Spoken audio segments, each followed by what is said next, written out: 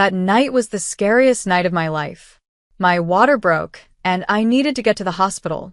But instead of taking me there, my husband suddenly drove to an ATM, stopped the car, and ordered me to withdraw $20,000 and give it to him. He said if I refused, he wouldn't take me to the hospital. When I said no, he dragged me out of the car, threw me onto the road, and sped away, leaving me alone, in labor and helpless. What happened next was even worse than I could have ever imagined. My name is Selena, and I am 29 years old. In a few days, I will become a mother for the first time. I should be excited, happy, and full of love.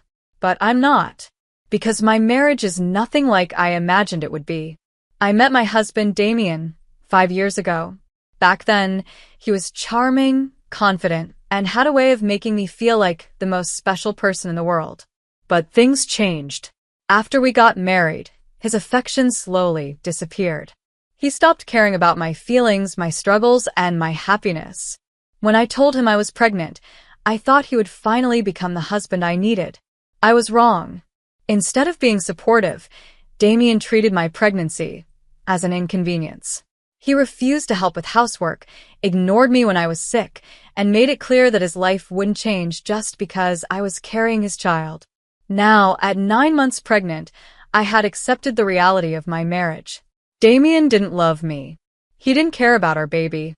And deep down, I knew I would have to raise this child alone. But I never imagined that he would betray me in the worst way possible. That evening, I sat at the dining table, exhausted from another long day. I had spent hours cleaning, folding laundry, and preparing dinner, even though my body was aching from the weight of my belly. I looked at the clock. 8:45 p.m. Damien was late. Again. I sighed, pushing my food around the plate. I wasn't even hungry anymore. Just as I was about to get up, the front door swung open. Damien walked in, looking tired but indifferent. He didn't say hello. He didn't ask how I was feeling. He just threw his bag onto the couch, took off his jacket, and sat down at the table, scrolling through his phone like I wasn't even there. I swallowed the lump in my throat. "You're late." He didn't even look up. I was busy.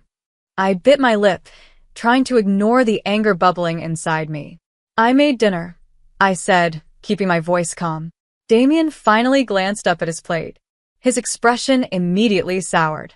"Pasta again," he muttered, pushing his fork into the food like it was something disgusting. I clenched my fists under the table. "Yes, Damien. Because I'm 9 months pregnant and can't stand in the kitchen all day cooking 3-course meals."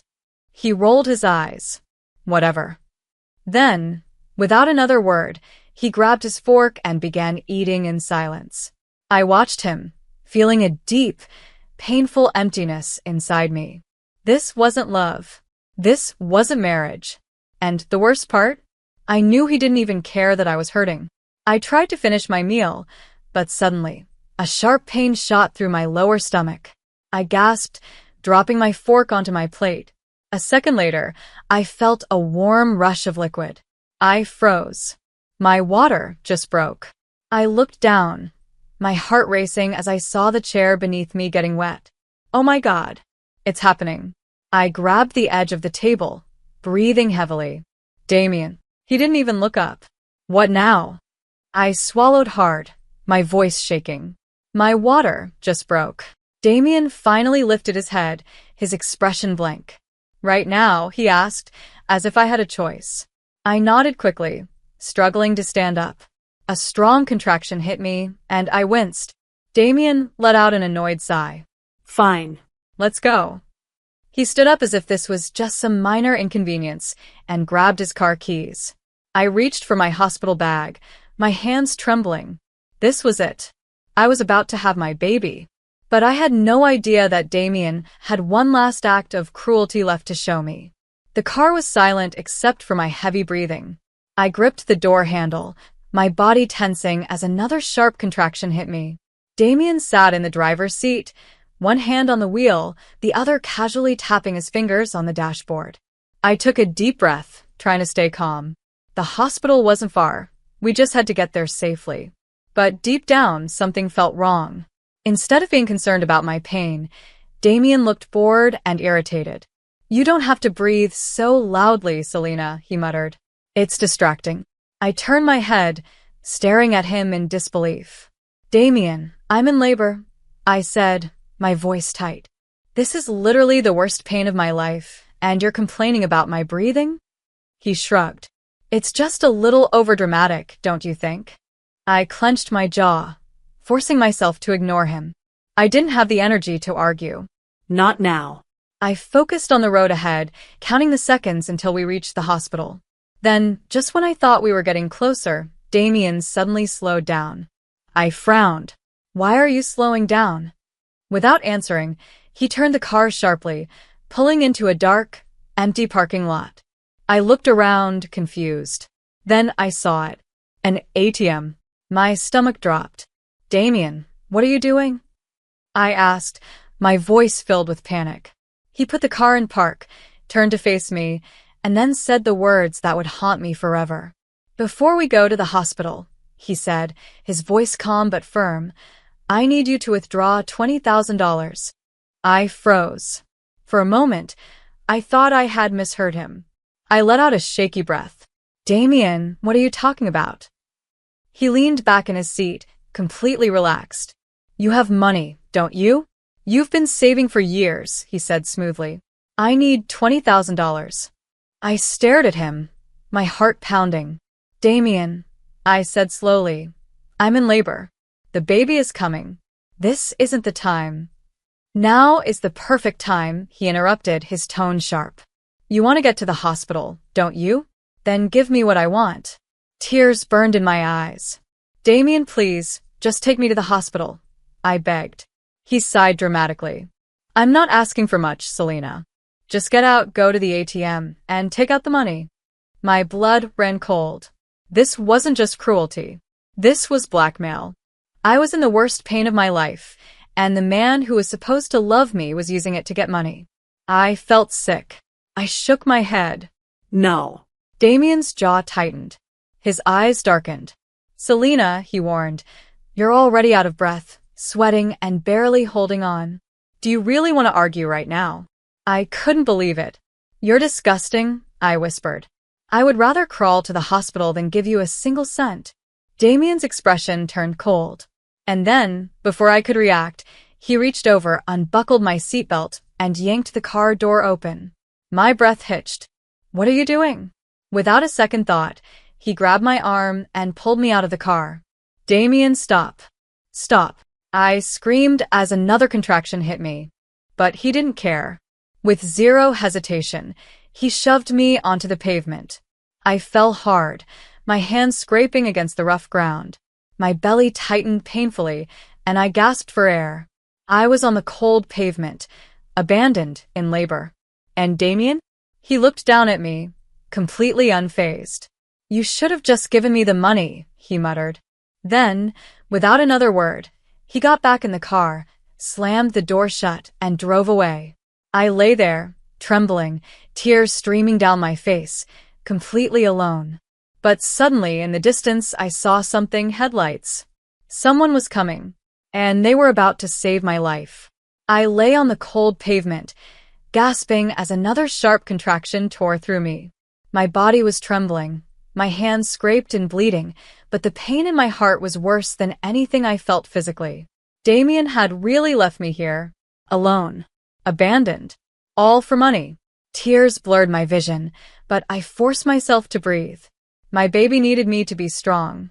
Then, through my pain and dizziness, I saw something, headlights. A car was coming closer. I tried to sit up, but my body felt too weak. The car pulled up fast, stopping just a few feet away. The door flew open, and then I heard a familiar voice. Oh my God, Selena. Livia. My neighbor, my friend, my only lifeline, Livia, ran toward me. Her face was filled with pure panic as she knelt beside me, gripping my shoulders. What happened? Are you okay? Why are you on the ground? I tried to speak, but I could barely breathe. Then, between shaky gasps, I choked out the truth. Damien, he stopped here. He told me to give him $20,000 before he took me to the hospital. Livia's eyes widened in horror. I sucked in a painful breath. I said no. And then he threw me out and drove away. Livia's expression transformed from shock to pure rage. That son of a... She cut herself off, shaking her head. I'm calling the police. She pulled out her phone and immediately dialed. As Livia talked to the emergency operator, she grabbed my arm.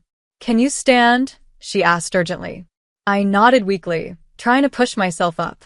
Livia wrapped her arms around me and helped me to my feet. The moment I stood, another contraction hit. I cried out, gripping Livia's shoulder. You're okay. I've got you. She helped me to the passenger seat of her car, buckled me in, and sped off. The car was moving fast, but my body felt slower and heavier with pain. I clutched my belly, panting through the contractions. Just hold on, Selena, Livia said, her voice shaking. We're almost there. I nodded, squeezing my eyes shut. Damien had left me to die on the street. But Livia? She was fighting to save me. And that's when I realized something. I wasn't alone. The car raced through the streets, every bump sending another wave of pain through my body. I clutched my belly, my breathing shaky and uneven. Almost there. Livia called out, her knuckles white against the steering wheel. I bit my lip, fighting back tears of pain and exhaustion. The moment we pulled into the hospital entrance, Livia slammed the brakes and jumped out of the car. She ran toward the hospital doors, yelling for help. Within seconds, 2 nurses and a doctor rushed outside with a wheelchair. One of the nurses helped me out of the car as I let out a weak, pained sob. You're safe now, ma'am. We've got you. As they wheeled me inside, I saw 2 familiar figures running toward me. Selena. It was my mother and father. Tears streamed down my face the moment I saw them. My mother knelt beside me, gripping my hand tightly. Sweetheart, we're here. What happened? I could barely form the words. Damien he left me. I stammered, my breath uneven. My father's face darkened. Where is he now? He asked, his voice dangerously calm. Livia stepped forward. He threw her out of the car because she refused to give him $20,000. He just left her there alone in labor. My mother gasped in horror. My father's hands curled into fists. That bastard. Then, with deadly determination, he turned to Livia. We're reporting this. Right now. Livia nodded. I already called the police. They're on their way. I let out a shaky breath, relief washing over me. For the first time that night, I felt safe. Damien wouldn't get away with this. Not this time. Just as they wheeled me toward the delivery room, I heard voices behind me. We're looking for Selena Carter. I turned my head slightly and saw 2 uniformed officers standing at the hospital entrance. Livia approached them first. She's inside, about to have the baby. I'll tell you everything. One of the officers nodded. We're already looking for Damien Blackwood. His actions tonight were criminal. Hearing those words sent a wave of relief through me. They were going to find him. They were going to make him pay. And for the first time in a long time, I felt like I could breathe again. The delivery room was a blur of bright lights, voices, and unbearable pain. I gripped my mother's hand as another contraction ripped through me. My whole body was shaking, my breath uneven, but I knew I had to push through. You're doing great, Selena. Almost there, the doctor said. I squeezed my eyes shut, letting out a choked sob of exhaustion. Then, after what felt like an eternity, a sharp cry filled the room. Tears streamed down my face as I heard my baby for the first time. The doctor smiled. It's a boy. A boy. A nurse gently placed my son on my chest, his tiny body warm and fragile against mine. My heart swelled with emotion. I had just gone through hell, but at that moment, none of it mattered, because I was holding my son. I ran my fingers over his soft, delicate face and whispered, I will never let anyone hurt you. My mother kissed my forehead, tears in her eyes. You did it, sweetheart, she whispered. I held my baby close, knowing that this was the start of a new life. And Damien? He was about to lose everything. While I was in the delivery room, the police were already tracking Damien down. Livia had given them his full name and description. My father filed an official report. Surveillance cameras near the ATM captured the moment he abandoned me. It didn't take long for them to find him. He had gone back to his parents' house, acting as if nothing had happened. But his nightmare was just beginning. The police arrived at his parents' house, knocking loudly on the door. Damien's mother answered. "What's going on?" she asked, confused. One of the officers stepped forward. "We're here to arrest Damien Blackwood for domestic abuse, reckless endangerment, and criminal neglect." Damien's mother's face turned pale. This must be a misunderstanding. Then, behind her, Damien appeared, looking confused and annoyed. "What's this about?" he muttered. The officers didn't waste time. "Turn around and put your hands behind your back. You are under arrest." Damien's face drained of color. "What? You can't be serious," he protested. But the officers grabbed him, twisted his arms behind his back, and slapped the handcuffs onto his wrists. "This is ridiculous. My wife is dramatic. She's probably exaggerating," he shouted. But the officers ignored him. "You left your pregnant wife on the street while she was in labor," one of them said coldly. "That's not exaggeration. That's a crime." Damien's mother gasped in shock. "Tell me this isn't true." But it was too late. The officers shoved Damien toward the police car. His life, his control over me, his power, his arrogance was crumbling. For the first time, Damien looked afraid. And it was about time. The next morning, as I lay in my hospital bed, holding my son, my father walked in. His expression was serious but victorious. "Selena," he said gently. "They got him." I looked up, my heart pounding. "Damien?" My father nodded. "He was arrested last night at his parents' house. He's in jail now." A wave of relief washed over me. "What's going to happen next?" I asked. My father's expression hardened. "They're charging him with domestic abuse, endangerment, and abandonment. There will be a court case, and believe me, he won't get away with this." I let out a deep breath, my hands shaking. It was finally over. Damien was going to face the consequences of his actions. And as I looked down at my baby boy, I knew one thing for sure. We were going to be just fine without him. The weeks following my son's birth were filled with both healing and legal battles. I had my divorce lawyer ready, and the police had built a strong case against Damien. The charges against him included domestic abuse for his history of mistreating me, reckless endangerment for abandoning me in labor, criminal neglect for refusing to take responsibility as a husband and father. The evidence against him was overwhelming. Surveillance footage from the ATM showing him leaving me on the ground. Witness testimonies from Livia, my parents, and the hospital staff. My medical records proving the danger I was in. Financial records showing his attempts to extort $20,000 from me. This wasn't just an argument between a husband and wife. This was a crime. The day of the trial arrived. I sat in the courtroom, holding my father's hand for strength. Across the room, I saw Damien in a suit, looking worn out and angry. He had spent weeks in jail, awaiting trial, and it showed. For the first time, he wasn't in control anymore. The judge entered, and the trial began. The prosecutor stood up first, speaking clearly. "Your Honor, the defendant, Damien Blackwood, is responsible for a series of heinous acts of abuse and neglect. On the night of March 4th, he abandoned his heavily pregnant wife, refused to take her to the hospital unless she gave him $20,000, and then threw her onto the street, leaving her in active labor. His actions put both his wife and unborn child in extreme danger. This is not a simple domestic dispute. This is criminal behavior." I watched as Damien shifted in his seat, clearly uncomfortable. Livia was the first witness. She stood at the podium, her voice steady and firm. I found Selena on the ground in pain, struggling to even sit up. She told me Damien had demanded money from her, and when she refused, he left her to suffer alone. He didn't even care if she or the baby survived that night. No real husband or father would do that. Then my father testified. His voice was calm, but full of anger. "My daughter could have died that night. If it weren't for Livia, she might not have made it. Damien is not a man. He's a coward who tried to profit off my daughter's suffering. He deserves the full punishment of the law." The final piece of evidence was the security footage. On the screen, the jury saw everything. Damien arguing with me in the car. Me refusing to give him money. Him physically shoving me out of the car. Me falling onto the ground, helpless and in pain. Damien driving away, without hesitation. A hushed silence filled the courtroom. The judge narrowed his eyes at Damien. "Do you have anything to say for yourself?" he asked.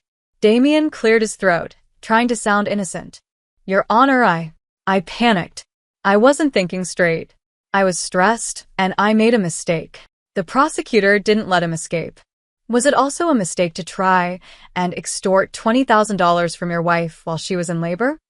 Damien's face turned red. I was just trying to secure my future," he snapped. That was it. The jury had heard enough.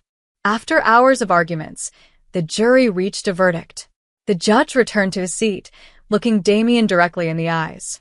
"Damien Blackwood, you have been found guilty of all charges, including domestic abuse, reckless endangerment, and criminal neglect." Damien froze. "You have shown no remorse, and your actions put both your wife and child in serious danger. I hereby sentence you to 7 years in federal prison with no possibility of early release." Gasps filled the courtroom. Damien's eyes widened in shock. 7 years. "No, this isn't fair," he yelled. 2 officers approached him, handcuffs ready. "You ruined my life, Selena," he spat at me. "You think you won. You'll regret this." I lifted my chin, looking him straight in the eyes. "The only thing I regret is ever trusting you."